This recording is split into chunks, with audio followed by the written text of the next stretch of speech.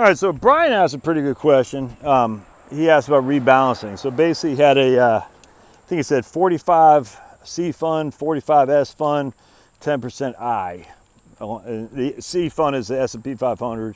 The S fund is the small cap index, and the I is the international. So he started with 45, 45, 10. Now I think he said it's like 49, 41, 10 or something like that. I can't remember off the top of my head, but something like that. He said, should he rebalance? All right, so here's my take on rebalancing. I think, look, man, I told him, well, I'll tell you. Well, I'm going to tell you now. I don't think you should rebalance. I don't think you should be checking your portfolio that much to see if you have a 1% or 2 percentage points off where your target is. I don't think you should do that. I think you should check your portfolio maybe once or twice a year, and that's it, and then rebalance.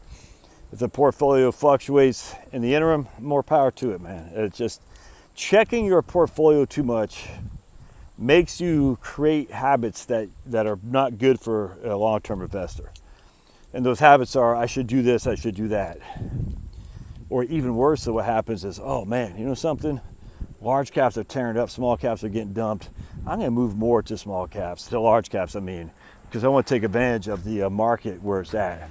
And I don't think that's a good move. I think you come up with a plan, you say, this is what I'm gonna do, and I'm gonna check my portfolio once or twice a year and rebalance then. I do not think you should be looking at your accounts every day, every month, every couple weeks to say, okay, I'm at 51.49, or I should be at 50.50. So let me take 1% off this and add to that, and I'll be back at 50.50.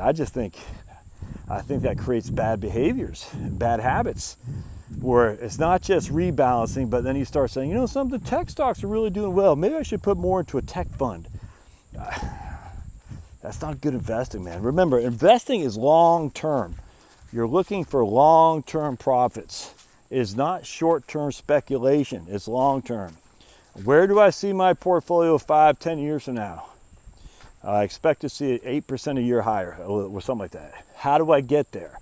Well, I put it in to some good quality blue chip companies in the United States, throw some small companies in there, throw some international I want, and just let that sucker go. Once a year, I revisit it to see if I need to restructure it a tad to make sure that I take some gains off the table and put into things that are down, to what's called rebalancing.